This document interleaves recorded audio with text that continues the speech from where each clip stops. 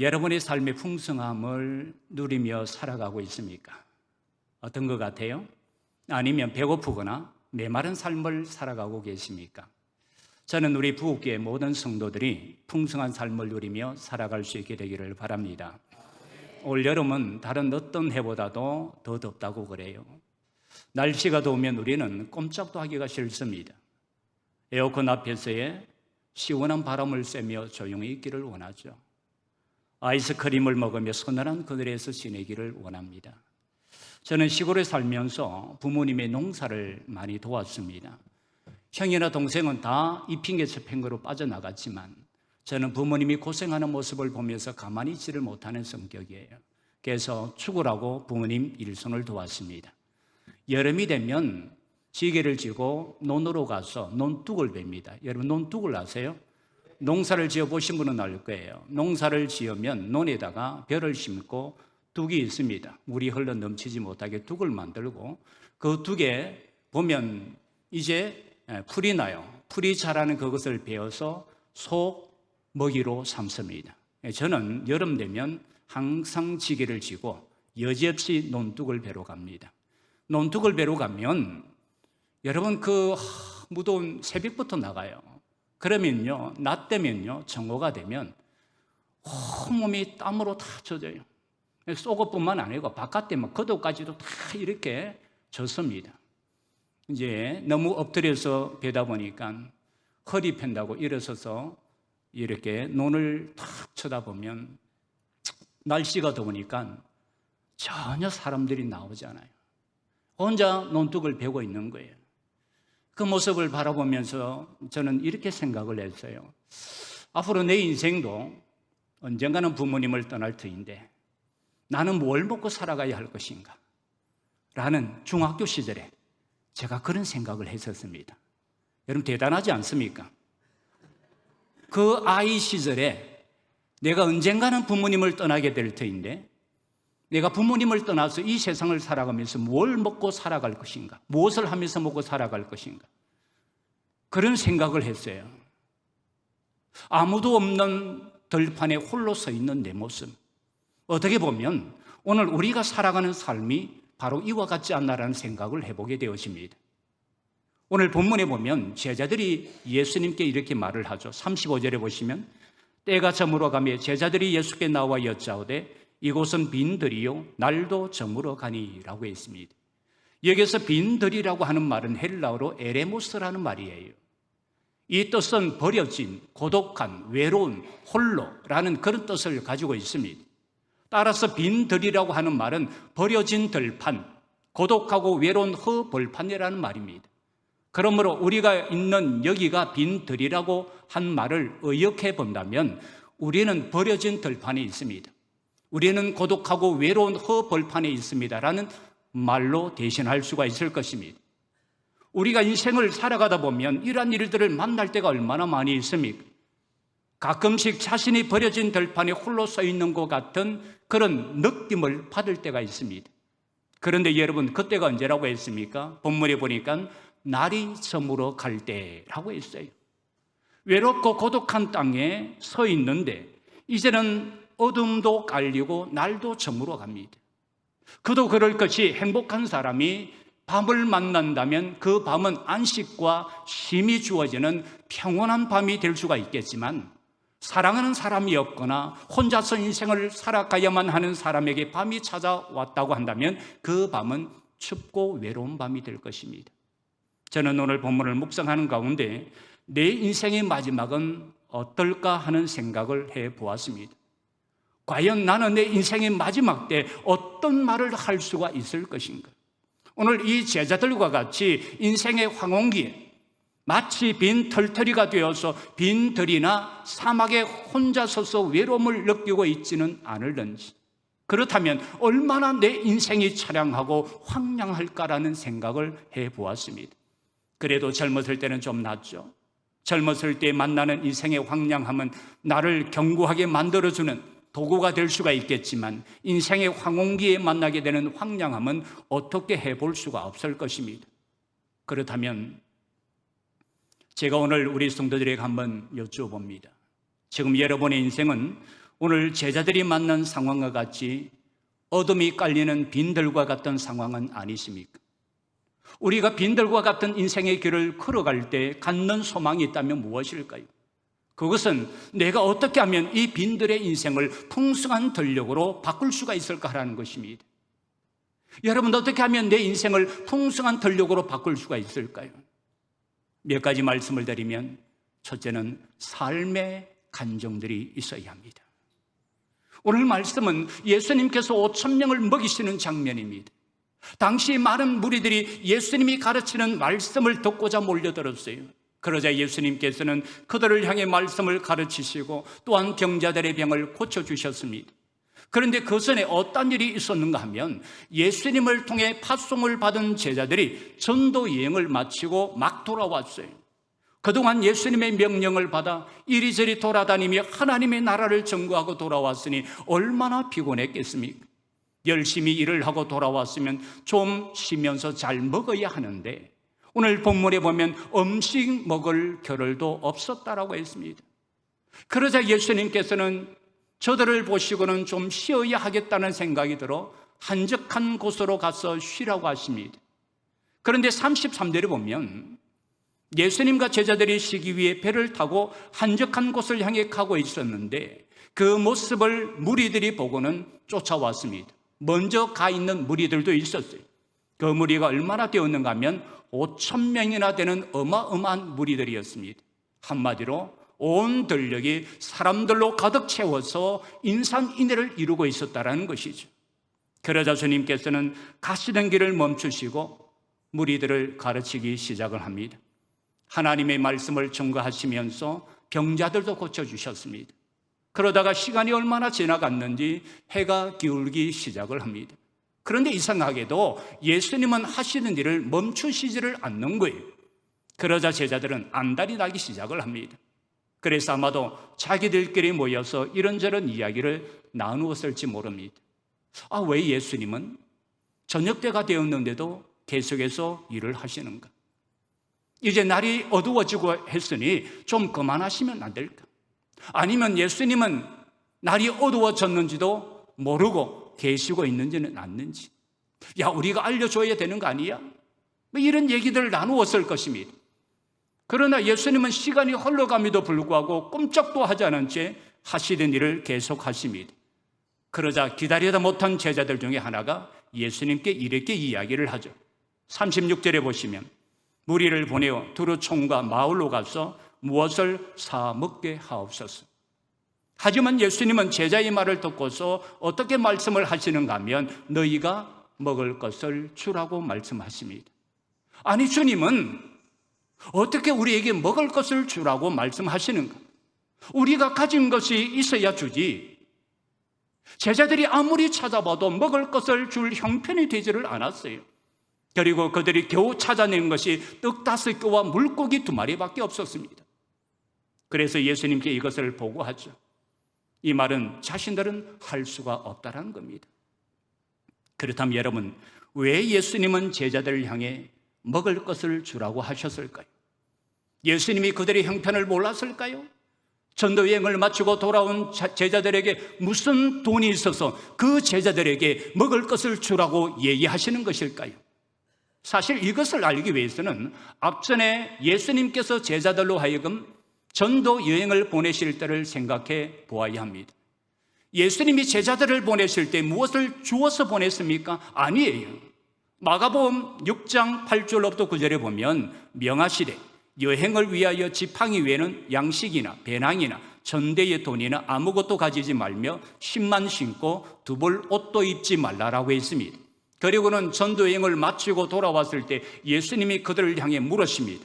누가복음 22장 35절에 그들에게 이르시되 내가 너희를 전대와 배낭과 신발도 없이 보내었을 때 부족한 것이 있더냐? 이르되 없었나이다. 아마 제자들은 예수님의 말씀을 들었을 때에 어떻게 자신들이 아무것도 가지지 않은 채 전도여행을 떠날 수가 있는가 하는 의구심을 가졌을 것입니다. 그래도 적어도 몇 벌의 옷은 가져가야 되지 않느냐? 먹을 것이라도 들고 가야 되지 않느냐? 그런데도 불구하고 예수님은 그런 것을 가지지 말고 그냥 가라는 것입니다. 도저히 이해가 되지 않았습니다. 하지만 그들은 말씀에 순종하여 떠났습니다. 그런데 놀라운 일은 아무것도 없이 떠났음에도 불구하고 부족한 것이 하나도 없더라는 것입니다. 그래서 이들은 전도여행을 마치고 돌아와 서로에게 있었던 일들을 나누었을 것입니다. 아마도 지금 이때만 해도 그들은 한적한 곳인 빈들에 모여 자신들의 전도여행 중에 있었던 일들을 서로 나누며 간증을 했을 것입니다. 어떤 한 제자가 이렇게 말을 합니다. 여보게들, 참으로 신기하지 않나? 내가 아무것도 가지고 가지 않았는데도 불구하고 부족함이 없었다니. 전도를 나갔는데 처음 보는 사람이 먹을 것을 주지 않나? 신발이 다 떨어진 것을 보고 신발을 사주지 않나? 큰 옷을 보고는 자신의 옷을 벗어서 나에게 주지 않나? 여보게들, 얼마나 신기한 일인가? 그러자 다른 제자들도 이구동성으로 자신이 경험했던 일들을 서로 나누기 시작을 합니다. 그러자 이때까지만 해도 자신들이 있었던 곳이 빈들이었는데 지금은 빈들이 아니었습니다. 이들은 주님께서 역사하신 풍성한 열매들을 가지고 모여 있었기에 고독하고 외로운 들녘이 아니라 힘과 용기를 얻는 들녘이 되었던 것입니다. 그렇습니다. 우리의 인생이 때때로 광야와 같은 길을 걸어간다 할지라도 주님께서 나의 삶에 역사하신 삶의 간용들을 가지고 살아간다면 우리는 남부럽지 않을 수가 있는 것입니다. 아니, 감사와 찬양이 넘쳐나는 삶을 살아갈 수가 있는 것입니다. 비록 다 썰어져가는 초가 삼간에 산다 할지라도, 그래서 궁색하기 이를 데 없는 삶을 살아간다 할지라도 주님께서 역사하신 간증이 있다면 우리는 용기를 잃지 않고 살아갈 수가 있는 것입니다. 그러나 우리의 삶에 이런 간증이 없다면, 비록 내가 세상적으로 부족한 것이 없는 풍부한 삶을 살아간다 할지라도 외롭고 고독한 삶을 살아가게 될 것입니다. 성도 여러분, 저는 인생의 행복이 환경에 좋고 나쁨에 있지 않다고 생각을 합니다. 아무리 좋은 환경 속에서 살아간다 할지라도 내적 기쁨을 상실한 채 살아간다면 그는 외롭고 고독할 것입니다. 그러나 아무리 환경이 나쁘고 어렵다 하더라도 내적 기쁨이 살아 숨쉬고 있다면 그는 세상 어느 누구보다도 더한 행복을 느끼며 살아갈 수가 있을 것입니다. 그러므로 여러분은 자신의 삶을 외적인 조건이 나쁘냐 아니냐에 두지 마시기 바랍니다. 우리가 살아가는 이 광야와 같은 인생은 외적인 조건이 나쁘냐 좋으냐에 있는 것이 아닙니다. 아무리 외적인 조건이 좋더라도 버려진 인생을 살 수 있으며 광야의 길을 걸어갈 수가 있습니다. 마찬가지로 외적인 환경이 아무리 나빠도 푸른 초장과 실만한 물가와 같은 인생을 살아갈 수가 있어요. 그렇다면 무엇이 그것을 결정해 줄까요? 그렇습니다. 내 삶 속에 주님께서 역사하신 간증들이 있느냐 없느냐에 따라 이런 것이 결정될 수가 있는 것입니다. 그러므로 여러분, 신앙의 간증들을 많이 가질 수 있기를 바랍니다. 내가 버려진 땅에 살면 어떻고 광야와 같은 허벌판이나 빈들에 살면 어떠합니까? 아무리 버려진 땅이고 허벌판이라 할지라도 간증이 있으면 내 인생은 메마르지 않습니다. 인생의 풍요로운 삶을 살아갈 수가 있는 것입니다. 우리가 잘 알고 있는 이지선 양이 있지 않습니까? 이 이지선 양은 교통사고로 인해서 온몸이 화상을 입어 죽음의 문턱까지 갔다가 살아났어요. 몸의 55%가 다 타버리고 3도 화상을 입었으니 그의 몰골이 어땠을까요? 그의 인생은 허벌판과 같이 외로운 강야가 되었습니다. 빈들에 홀로 버려진 그러한 삶이 되고 말았어요. 그러나 그가 다시 일어설 수 있었던 것은 간증이었습니다. 모든 것을 다 잃고 절망적인 상태에 놓여졌을 때 마치 빈들에 홀로 남겨진 외로움과 쓸쓸함 가운데 있을 그때에 마지막이라고 생각하며 교회로 나가 기도를 하고 있었는데 예배가 끝난 다음에 목사님이 찾아와서 자신을 위해 기도를 해 주더라는 것입니다. 그런데 그 목사님의 기도의 첫 마디가 무엇인가 하면 사랑하는 딸아, 사랑하는 딸아라고 하면서 시작을 했다고 해요. 그런데 이 목사님의 말이 주님께서 자신에게 하시는 말씀처럼 들리더라는 것입니다. 자신조차도 이제 자신을 사랑할 수 없을 것 같은 모습을 한 그에게 하나님이 목사님을 통해 여전히 사랑하는 딸이라고 말씀을 해 주셨던 것입니다. 그러면서 두 가지 약속을 해 주셨는데, 너를 세상 가운데 반드시 세우시겠다는 것이고, 또 하나는 병들고 힘든 약한 자들에게 네가 희망의 메시지가 되게 해 주실 것이라는 약속이었습니다. 이지선 양은 바로 이 간증이 있었기에 어떤 상황 가운데서도 심지어는 빈들과 같은 광야의 삶이라 할지라도 다시 힘과 용기를 얻을 수가 있었던 것입니다. 그래서 지금은 이화여대 교수가 되었습니다. 성도 여러분, 내 인생의 전력을 풍성하게 할 수 있는 것은 간증입니다. 그러므로 이 간증이 있는 우리 성도들의 삶이 되시기를 주님의 이름으로 축원합니다. 여러분도 이번 여름에 한번 순종해 보시기 바랍니다. 제자들이 예수님의 말씀에 순종하여 나아갔을 때에 놀라운 간증거리들을 풍성히 안고 돌아왔듯이 여러분들도 이 무더운 여름에 교회 행사가 많지 않습니까? 이 많은 교회 행사 가운데 여러분이 순종하고 나아가면 놀라운 간증거리들이 일어나게 될 줄로 믿습니다. 그 간증거리를 여러분 얕잡아 보지 마세요. 그것이 내 삶의 힘이 되고 내 삶의 권한이 되고 내 삶의 능력이 된다는 것을 잊지 마시기를 바랍니다. 저는 그 간증의 힘으로 살아가는 사람입니다.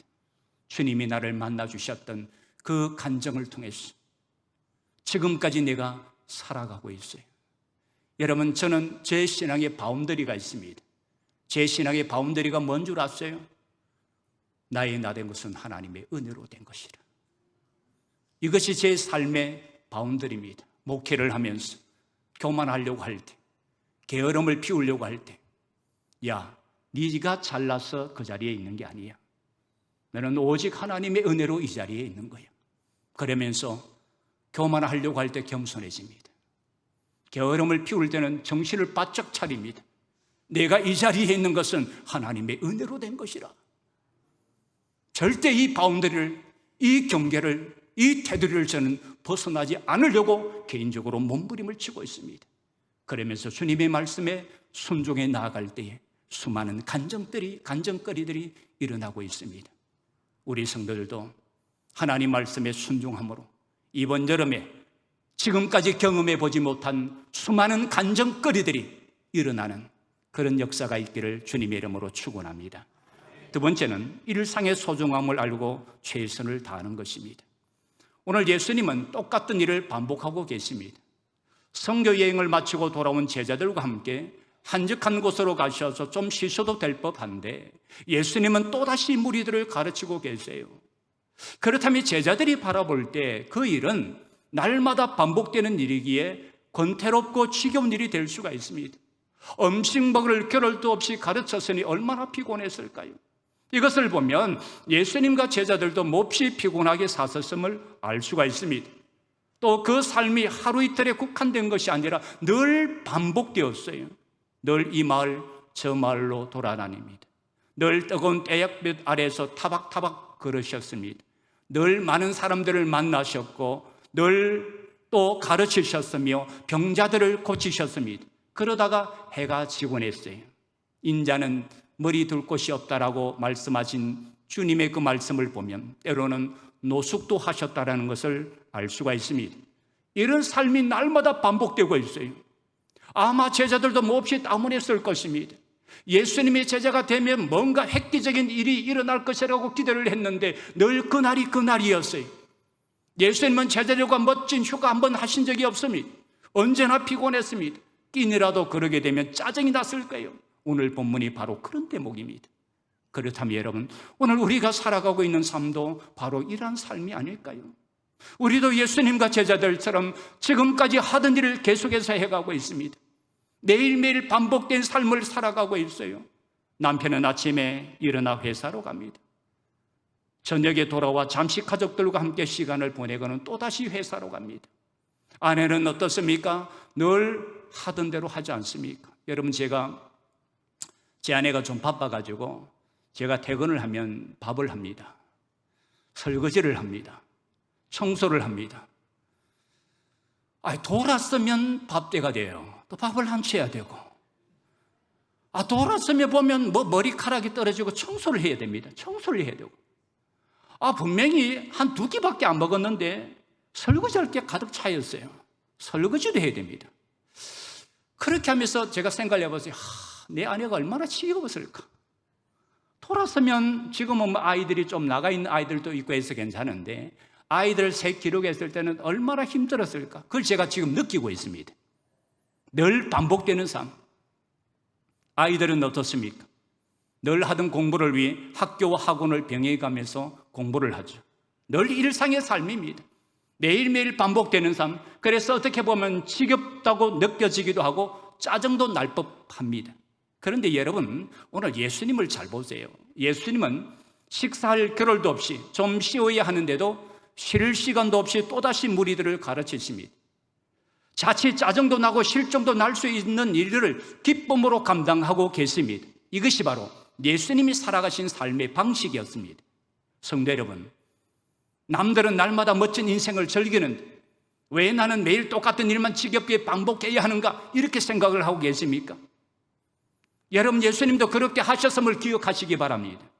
예수님도 늘 사람을 만나시고 가르치고 치료한 일을 반복해서 하셨어요. 우리는 삶이 지루하면 기적이 일어나서 권태로운 삶에서 벗어나기를 원합니다. 그러나 여러분, 일상과 기적은 따로 떨어져 있는 게 아니에요. 일상과 기적은 하나로 연결되어 있습니다. 인생의 엄청난 기적을 맛본 사람을 떠올리면 요셉을 생각해 봅니다. 요셉은 하루아침에 애굽의 총리가 된 사람이에요. 그런데 우리는 요셉이 총리가 된 것만 생각한 나머지 놓치는 부분이 있습니다. 그건 요셉이 긴 세월을 고통스러운 반복된 삶을 견뎌내었다는 사실입니다. 요셉이 형들에 의해 노예로 팔려갔을 때가 17살이었습니다. 총리가 된 것은 30살이었습니다. 그렇다면 13년이 흐른 것인데 1년을 365일로 계산하면 4745일이 됩니다. 약 4800여일이나 되는 중에서 정말 기쁘고 날아갈 것 같던 기적의 날이 얼마나 되었을까요? 며칠이나 되었을까요? 삶의 의욕이 넘쳐나는 날은 며칠이나 되었겠습니까? 보디발 장군의 집에서 많은 노예들 중에서 가장 신임을 받아 집안의 모든 일을 맡았던 날, 그날은 조금 기뻤을 겁니다. 감옥에서 옥사장의 신임을 받아서 감옥의 일을 맡던 날도 약간 기뻤을 것입니다. 또 술 맡은 관원의 꿈을 해석해주고 그 꿈 해석대로 그가 풀려나던 날, 그에게 억울하게 갇혀있는 날을 좀 기억해서 나갈 수 있게 해달라고 부탁하던 날, 어쩌면 풀려날 수 있을지도 모른다는 기대감으로 조금 기뻤을 것입니다. 그리고 어느 날 바로 왕 앞에 서서 꿈을 해석하고 그 공로로 총리 자리에 오르던 날은 가장 기쁜 날이었겠죠. 13년의 고통이 일순간에 날아가는 기적의 날이었을 것입니다. 그렇게 기쁜 날도 조금은 있었을 것입니다. 그러나 그 나머지 날들은 어땠을까요? 여러분, 노예에게 무슨 새로운 기쁜 날이 있었겠습니까? 낮이나 밤이나 노예로서 늘 지겹게 반복되는 일, 아무리 열심히 해도 표가 나지 않는 일, 죽을 때까지 반복되는 일을 하면서 살아야만 했을 것입니다. 요셉도 4800여일의 대부분을 그저 그런 고통스러운 매일매일로 살았습니다. 날마다 반복되는 노예의 삶, 죄수의 삶을 살은 거예요. 그렇다면 이런 요셉에 비하면 우리의 나날은 훨씬 기쁜 일이 많은 날들이 아니겠습니까? 요셉은 그 긴 세월의 권태로움과 답답함과 우울함을 견딘 끝에 기적을 맛본 것입니다. 성도 여러분, 우리가 존경하는 믿음의 선배들도 다 그렇게 권태롭고 힘든 나날을 살아갔음을 기억하시기 바랍니다. 행복이란 위대한 일이 일어나거나 위대한 일을 해야만 얻어지는 게 아닙니다. 행복은 날마다의 삶에 이미 위대함이 서며 있음을 깨닫고 발견할 때 얻어집니다. 사탄은 우리에게서 바로 이 깨달음을 빼앗아갑니다. 이스라엘 백성들을 볼까요? 하나님께서는 10가지 재앙을 애굽에 내리시고 그들을 건져냅니다. 먹는 것, 또한 입는 것, 구름 기둥과 불 기둥으로 인도해 주시고 홍해를 건너게 해주시고, 여러분, 이런 것은 모두가 기적이었습니다. 기적은 한 번, 두 번 일어난 것이 아니라 날마다의 삶이 기적이었습니다. 그런데 이스라엘 백성들은 기적의 음식인 만나와 메추라기를 매일 먹으면서도 불평했어요. 여러분, 기적도 반복되어다 보면 짜증을 느끼게 됩니다. 기적이 일상이 되는 순간 더 이상 기적으로 인한 기쁨은 없고 권태를 느끼게 됩니다. 분명히 만나는 하나님께서 주신 기적의 음식이었건만 이스라엘 백성들은 만나가 먹기 싫다고 불평을 했습니다. 무슨 말입니까? 이제는 기적이 싫다라는 거죠. 하나님, 이제 기적도 짜증이 납니다 라고 말하는 것과 같은 겁니다. 여러분, 우리도 그렇습니다. 깨닫고 보면 우리도 날마다 기적에 애워싸여 살아가고 있습니다. 열린 눈으로 보면 날마다 반복되는 지겨워 보이는 일상이 기적입니다. 아침에 눈을 뜨는 것이 여러분 기적임을 믿으시기 바랍니다. 우리가 맞이한 오늘 아침을 맞이하지 못한 사람들이 세상에 얼마나 많은 줄 아십니까? 지금 숨을 쉬면서 편안히 말하고 있는 게 기적입니다. 말문이 닫힌 사람들, 숨을 쉬지 못해서 헐떡거리면서 산소호흡기의 도움을 받아야 하는 사람들이 병마다 넘쳐나고 있습니다. 10년 전에도 갔고 어제도 갔고 내일도 가야 할 직장, 그리고 거기서 날마다 반복되는 작업, 늘 만나는 지겨운 회사 동료, 그러나 사실은 그 모든 것이 기적이고 축복입니다. 우리가 건강하기 때문에 하나님께서 일할 수 있는 지식과 기능을 주셨고 일자리를 주셨기 때문에 가능한 것들입니다. 세상에는 우리가 하는 일을 하고 싶어도 하지 못하는 사람들이 많아요. 우리 주변에 있는 사람들도 기적입니다. 늘 보는 그 사람, 여러분 지겹습니까? 여러분 가정은 축복이고 기적입니다. 이 세상에 병들어도, 늙어도, 직장에서 쫓겨났어도, 학교에서 낙제를 받아도, 대학 시험에 낙방을 해도 언제나 우리를 기다려주고 함께해주고 사랑해주는 것이 이 세상 천지에 어디에 있을까요? 그런 남편과 아내가 있는 곳, 그런 부모님과 자녀가 있는 곳이 가정인 줄로 믿습니다. 집에 가봐도 맨날 그 사람이다. 지겹다. 이런 사람은 가정을 집구석이라고 부릅니다. 여러분이 여러분의 가정을 가정이라 부르십니까? 아니면 집구석이라 부르십니까? 저는 물어보시면 가정이라고 얘기하시고 있습니다. 가정. 내 사랑하는 사람이 기다리는 가정. 여러분 곁에 있는 사람들이 그분입니까? 아니면 그놈입니까? 배우자가 여러분에게 왼수입니까? 아니면 존경하고 사랑하는 평생의 동반자입니까? 여러분, 평범한 일상에 감사하시기 바랍니다. 날마다 반복되는 일을 사랑하십시오. 공부하는 학생들은 날마다 하는 그 공부를 사랑하셔야 합니다. 주부들은 밥을 짓고 살림을 하는 그 일, 해도 끝도 없는 그 일 속에서 위대함을 발견하시길 바랍니다. 직장에 나가는 분들, 가르치는 분들은 사랑함으로 가르치세요. 운전하는 분들은 기쁨으로 핸들을 잡으세요. 물건을 만드는 분들은 여러분의 손에 굳은 살이 박히는 것, 그리고 제품이 만들어져 나오는 과정을 귀하게 여기십시오. 내일이 오면 위대한 일이 생길 것이라는 막연한 기대를 버리고 오늘 주어진 평범한 일을 위대하게 여기는, 그 위대하게 여기고 사랑하는 우리 성도들이 되시기를 바랍니다. 성도 여러분, 우리의 일상은 기적과 연결되어 있음을 기억하시기 바랍니다. 기적은 특별한 곳에 숨겨져 있어서 보물찾기를 하듯 찾아야 하는 게 아닙니다. 기적은 이미 우리의 매일매일의 삶에 스며들어 있습니다. 어머니들이 늘 해오던 대로 또 밥을 하고 상을 차릴 때 그 어머니의 권태로울 수도 있는 섬김 때문에 가족들이 건강해지고 행복해집니다.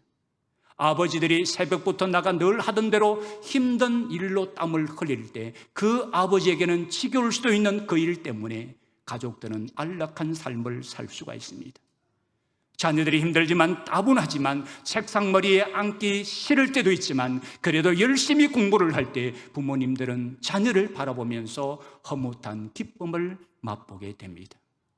교회학교 교사들의 가르침, 찬양대원들의 찬양, 식당의 봉사자들의 손길, 차량 안내자들의 섬김과 방송실에서의 이름도 없는 봉사, 이런 모든 분들의 반복되는 섬김이 때로 하찮아 보이지만, 건태로울 수가 있지만 다른 이들에게는 기적이 될 수 있음을 알아야 합니다. 목회자가 매일 주일마다 설교를 준비하죠. 여러분, 솔직히 말해서 아주 힘듭니다. 깨놓고 얘기하면 또 해야 되나? 돌아서면 한 주간이 잠시 올라가 버려요. 그리고 또 설교 준비해야 돼요. 이야, 이 대단한 일이 아니에요. 보통 일이 아닙니다. 때로는 지겨울 수가 있습니다. 권태로울 수가 있습니다. 그런데 여러분, 목회자가 설교하는 이 설교 한 편이 어떤 사람에게는 그 사람의 죽어가는 영혼을 살려냅니다. 상한 심령을 치료합니다. 슬픔을 앗아가고 기쁨을 주게 되는 것입니다. 여러분, 그것 때문에 우리는 힘들어도 설교를 준비하는 거예요.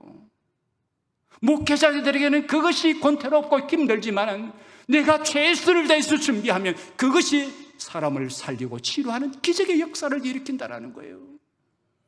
주일학교 선생님이 여름 행사를 위해 준비하는 것, 여러분 매년마다 돌아오지 않습니까? 지겹다 지겨워. 또 해야 되나? 내 시간을 또 투자해야 된다. 보통 일이 아니에요. 권태로워요. 그러나 여러분, 그 시간을 여러분이 잘 하시면 어린 생명 하나가 구원을 받고 어린 생명 하나가 치료함을 받는 놀라운 기적의 역사가 일어난다는 것을 잊지 마시기 바랍니다. 결코 하찮은 일이 아니에요. 성도 여러분, 날마다 하는 지겹고 권태로운 일이 귀하다라는 것을 알고 최선을 다해 일하시기 바랍니다. 하찮아 보이는 작은 일이 가장 위대한 일인 줄로 알고 최선을 다하시기 바랍니다.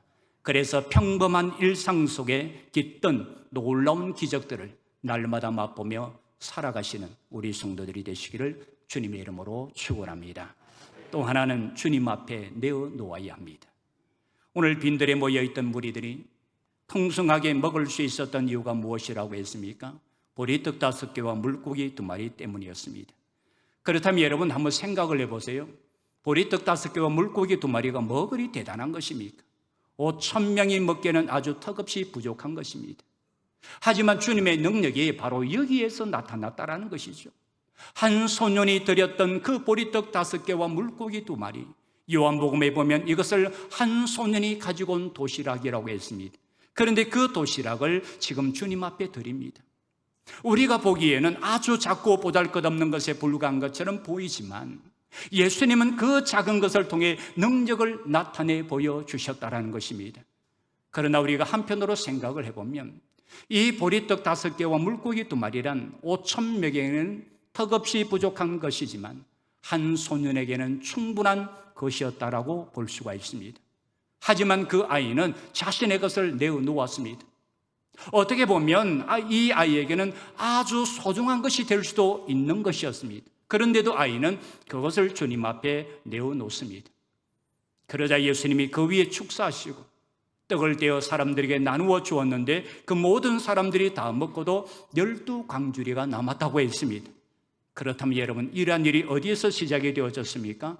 그렇습니다. 한 아이의 헌신을 통해 이루어지게 된 것입니다. 그런데 저는 당시 여기에 모인 무리들 가운데 정심 도시락을 싸온 사람이 이 소녀만 있었다고 생각을 하지 않아요. 아마 모르긴 몰라도 제법 많은 사람들이 자신의 도시락을 싸오지 않았나 하는 생각을 해보게 되어집니다. 그렇다면 그때의 사람들이 예수님께 그 도시락을 내놓지 않은 이유가 무엇일까요? 아마도 이런 생각을 했을지도 모르겠습니다. 나의 이 작은 도시락을 내놓아봐야 얼마나 된다고?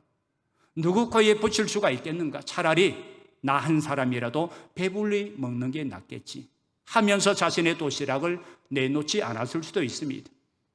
아니면 다 흩어진 다음에 혼자 먹어야지라고 하면서 내놓지 않은 사람도 있을 것입니다. 그렇다면 여러분 한번 생각을 해봅시다. 오병이어의 기적이 일어났을 때 누가 제일로 기뻤을까요? 누가 제일로 기뻐했을겠습니까?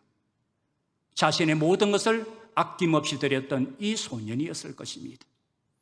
그리고 이 소년을 제일로 부러워했던 사람이 누구였을까요? 자신의 것을 내어놓지 않았던 사람들입니다. 작은 도시락이라고 내어놓지 않았던 사람들, 혼자 먹으려고 했던 사람들, 바로 이런 사람들이 이 소년을 제일로 부러워했을 것입니다. 그러나 이들에 비해 오늘 이 소년은 간증의 주인공이 됩니다. 내가 드린 이 도시락으로 예수님이 기적을 행하셔서 5,000명이 먹고도 남았어 라고 하면서 얼마나 기뻐하며 즐거워했을까요? 그리고 남은 12광주리는 여러분 누구의 것이 되었을까요? 생각해 보셨습니까? 저는 예수님이 그 소년에게 주었다고 생각합니다. 남은 12광주리를 누구에게 주었을까? 제자들이 가져갔을까? 저는 아니라고 생각해요. 자신의 도시락을 내어놓았던 그 소년에게 12광주리를 주었을 것입니다. 하지만 자신의 도시락을 내어놓지 않았던 사람들은 간증이 없었습니다. 그들에게는 흥분도 없고 감동도 없었습니다. 그리고 이런 말을 하면서 아쉬워했을 거예요. 나도 그때에 내 것을 내어놓을 걸, 내 것을 드릴 걸, 껄껄 하면서 후회를 했을 것입니다. 교회들마다 여름이 되면 행사가 많습니다. 여러분, 그때에 여러분이 가진 재능, 여러분이 가진 물질, 여러분이 가진 그 시간들을 내어놓을 수 있기를 바랍니다. 드릴 때에 기적이 일어나게 될 줄로 믿습니다. 성도 여러분, 여러분의 인생의 빈들이 가득 차기를 원하십니까? 풍성한 인생이 되기를 원하십니까? 그렇다면 여러분의 머리를 굴리며 돈을 헤아리는 제자들처럼 그렇게 하지 마시고 내 것을 내어놓을 수 있기를 바랍니다. 주님 앞에 드릴 수 있기를 바랍니다. 많은 사람들이 그럽니다. 돈을 헤아려 보고는 우리는 할 수 없다라고 합니다. 그렇다면 이런 사람들은 오늘 제자들과 같은 사람들이죠. 자신들의 머리로 돈만 계산을 하고 있는 것입니다. 여러분, 교회에서 돈만 계산을 하는 사람이 누구인 줄 아십니까? 누구입니까? 목사입니까? 아닙니다. 누굽니까? 재정부원들입니다. 모르세요? 모르시는가 보다. 교회에서 돈만 세는 사람이 누군지 아십니까? 돈만 계산하는 분들은 재정부원이에요. 재정부원. 저희 아버지도 재정부를 했던 분입니다. 저희 아버지는 은퇴 안수 집사입니다. 무슨 말인지 아십니까? 안수 집사로 은퇴를 했습니다. 형님들은 다 장로님으로 은퇴를 했는데, 다 원로 장로님 됐는데 우리 아버지만 안수 집사로 은퇴를 했습니다. 지금도 살아계시는데 90이 다 됐는데 나보다 힘이 셉니다. 아직까지 은퇴 안수 집사로 그대로 봉사를 하고 계십니다. 얼마나 고집이 센 줄 아십니까? 남씨 고집이 그래 안 세는데 우리 아버지는 고집이 너무 세요. 어떤 분인가 하면, 예를 들어 당에서 목사님과 장로님이 결정을 해서 지출을 하시오. 그러면 우리 아버지는 지출을 안 해. 본인이 생각을 해보고 이건 지출하면 안 되는데 그래 안 하는 거예요. 한 번은 큰아버지가 전화 왔습니다. 장로님이시니까. 건우야 그래. 왜요? 그랬더니 너 아버지가 돈을 안 내놓는다 그래요. 왜 돈을 안 줍니까? 본인 돈도 아닌데. 그러면서 쭉 얘기하시는데 본인이 재정부 그 돈을 관리하면서 당에서 돈을 지출을 하라 해도 돈을 내놓지 않은 거예요. 아버지 전화를 했습니다. 아버지, 그 아버지 돈입니까? 아버지 돈 아니잖아요. 아버지 돈을 가지고 지출하니 많이 그거는 내가 이해를 하는데, 성도들이 헌금한 그 돈을 가지고 당에서 목사님과 장로님이 결정을 해서 지출을 하라 그러면 아버지가 지출을 해야지. 아버지가 무슨 권한이 있습니까? 아버지는 돈을 개수하는 권한만 있습니다. 아니라는 거예요. 좋습니다. 그러면 아버지 일주일 동안 아버지가 아시는 교회 전화를 하시고 나도 내가 아는 친구 목사님들에게 전화를 해서 알아보겠습니다. 그리고 일주일 뒤에 통화를 다시 합시다 라고 했어요. 일주일 뒤에 전화를 막 까다가 그런데 했는데 아버지가 전화를 오셨어요. 오시고 하는 말이 네 말이 맞다. 내가 잘못했구나. 저도 한 10군데를 알아봤습니다. 한 교회도 그런 교회가 없어요. 그런데 우리 아버지 고집 때문에, 이 어르신의 고집이 대단했어요. 그래서 장로가 못 됐어요. 그것 때문에 장로가 못 된 게 아니고 이 고집 때문에 못 됐어요. 11조도 여러분 몇 돈짜리 이거 월급을 받는 그래 봤잖아요. 그렇기 때문에 11조를 못 맞춘다 그지? 그래서 11조를 안 하는 거예요. 대신에 감사헌금을 월급의 10분의 3을 해버립니다. 여러분, 그러면 11조 하는 게 안 하는 거예요. 11조를 우리 아버지 입장에서는 11조를 하는 겁니다. 11조도 하면서 감사헌금을 10분의 1을 하는 거예요. 10분의 3을 하는 거예요. 다른 분보다 내보다 충분히 많이 하는 분입니다. 그런데 11조라는 11조 봉투에는 내지 않아요. 우리 이분은 11조를 안 했기 때문에 장로가 못 됐습니다. 이런 분이에요, 이런 분. 답답하잖아요, 답답해. 어쩔 수 없어. 그래도 이 부분은 아버지가 수용을 하시고 본인이 자기가 잘못했다고, 앞으로 절대 그러지 않겠다고 그렇게 하면서 수용을 하시는 그 모습을 보면서 참 감사했는데, 성도 여러분, 우리는 제자들처럼 돈을 헤아리는 사람이 되어서는 안 됩니다. 자신의 도시락을 감춘 채 내어놓지 않은 그런 무리들이 되어서도 안 됩니다. 우리는 주님 앞에 자신의 전부를 드렸던 이 소년처럼 자신의 것을 드려야 합니다. 그럴 때 빈들과 같던 내 삶이 풍성한 삶으로 바뀌어 줄 수가 있는 것입니다. 그러므로 오늘 우리 성도들도 이 소년과 같이 주님 앞에 자신의 것을 드림으로 풍성함의 삶을 누리며 살아가실 수 있게 되기를 주님의 이름으로 축원합니다.